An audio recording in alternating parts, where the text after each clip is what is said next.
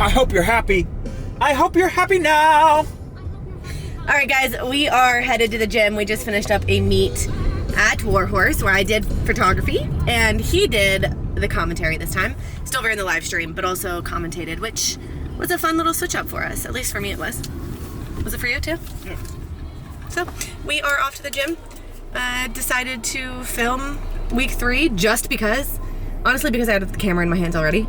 So let's go. I have a triple at 7, should be 165 to 170. Hoping for 170 because 70 moved well. Body's feeling pretty good. So let's keep it rocking.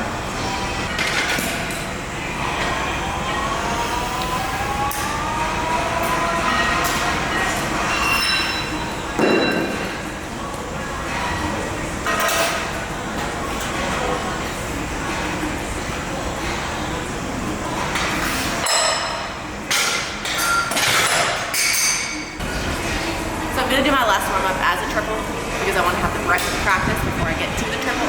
Don't always do this, but with this transition back to powerlifting, I want the practice.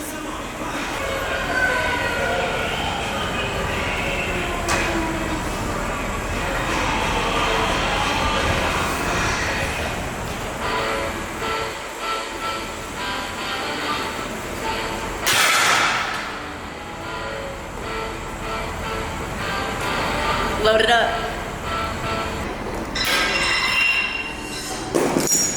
All right, we got 170 on the bar. I am strong, I am capable, I can do this. Let's get it.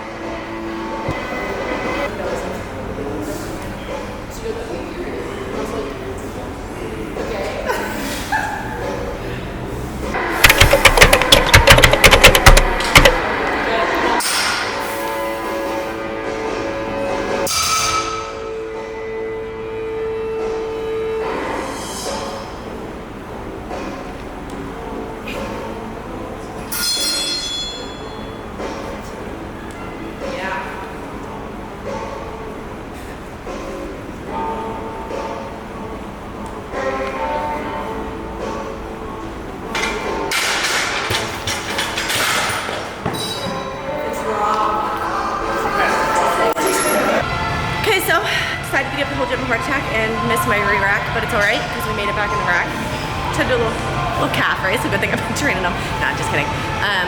That rack, the J hooks are a lot bigger than what I'm used to. So I don't know if you noticed, but on their unrack I have to like kind of hunch my shoulders over a little bit to be able to like clear it. So I knew it was going to be a little bit of difficulty getting it back in the rack, but all good. I would rate that triple like 7.5-ish, 7.5. Moved with a little more effort than I wanted it to, but all things considered, not mad. We back down triple, down 5%. Technically that's 161. I wanted to go 162, but the back down percentage is actually down 5 to 8. So, gonna go 160, hit another triple, and then 2 sets of 5 back downs. Just gonna pop the squat down here with y'all. So I'm dumb and don't know how this camera works yet, and I forgot to record that set. So, y'all are just gonna see this back down. 308 for a set of 2 sets of 5. I'm gonna show them both, but they're gonna be real quick or right here.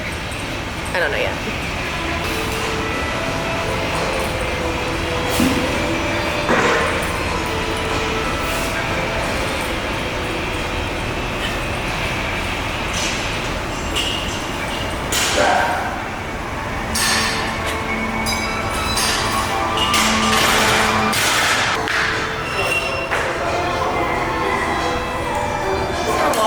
Middle of my frame like that. Crazy, dog. It's rude. Don't you know I need gym etiquette?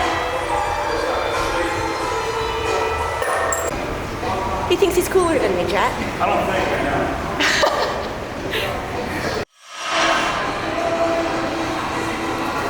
Okay, so we finished squat. Back downs are fine. I was hitting the rack a lot on the walkout, but one thing I'm gonna do, I'm gonna hit a rack.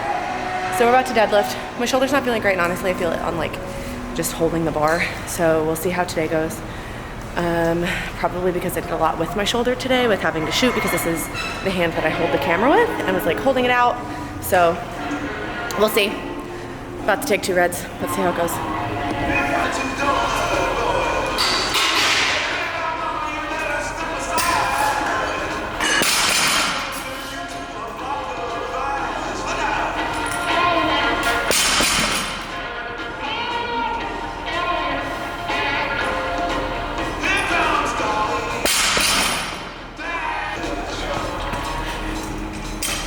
honestly, that felt really good. I want to jump to 170, but I'm gonna be smart. I'm gonna take 150 first, then go 170 to see where my top end is for the day.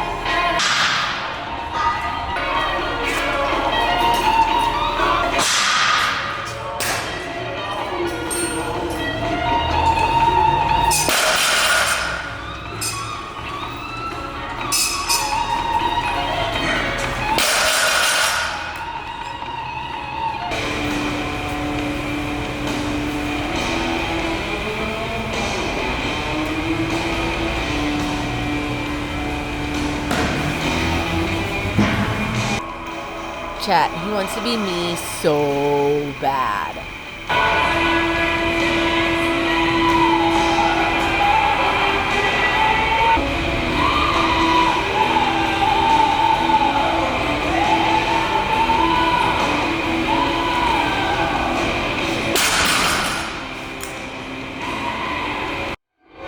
So last warm up was 170 and moved really well, felt really good. I felt really in tune with my wedge and my press.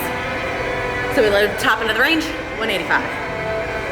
We have a double 2x1, whatever you want to call it, cluster. I typically take like 60-ish seconds between for clusters. So yeah, let's get it.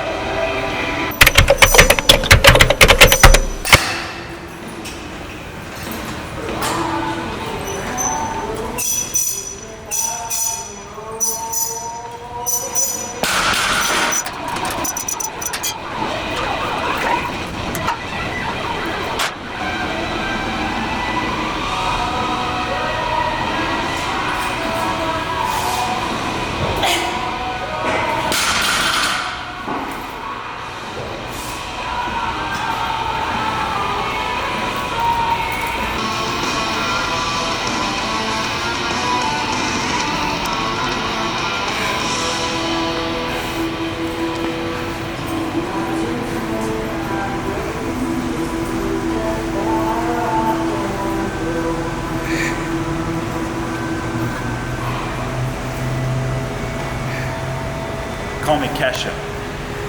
All right, so just finished my double. You want to call it that? I don't know. I think it's 2 singles. Just clustered, like just short pause, whatever. Second one moved better than the first, which doesn't usually happen, so I'm really, really happy with that. I am struggling to figure out how to be patient because I've never had that problem.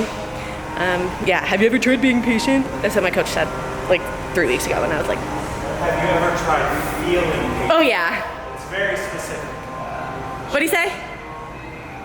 Have you ever tried feeling patient? Yeah, which is true. I don't feel the patience. All I feel is heavy. But I've been changing my technique on deadlift, which is really beneficial. Just means that I'm having to actually get used to that like slow off the floor, fast at lockout feeling. Because I'm actually using my legs. Like imagine that. But that just means next week I'm gonna have to trust it because top end is gonna be fun. So here's to hoping next week goes absolutely nuts. So last time I did leg press here at Iron Sport, Travis called me out and said I was undershooting real bad. So this week we overshoot. It's all about balance. You got something to say? Take the average of undershooting and overshooting. It's right on point. So you support me? I always support you, no matter what you do.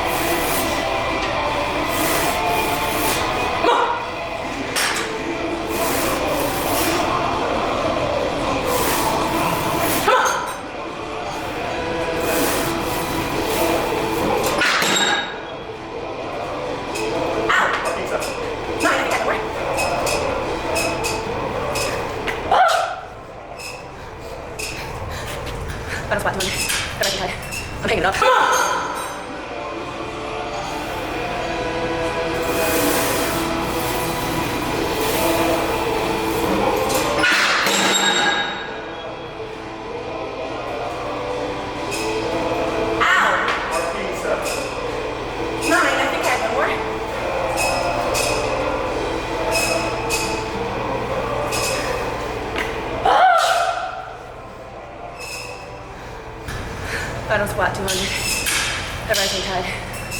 I'm hanging it up. All right, quick little chat while I pack up here.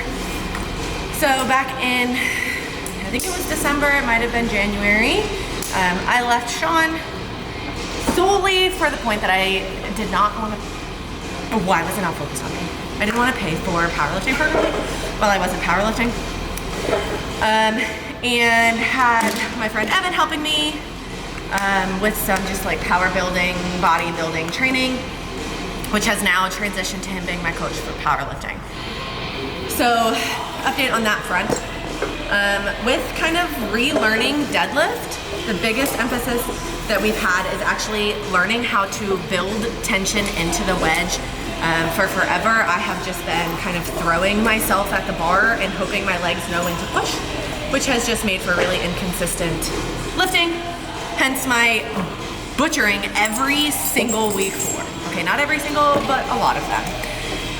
So that is my focus on all of my sets right now, is building that tension in my hips, but also in my legs.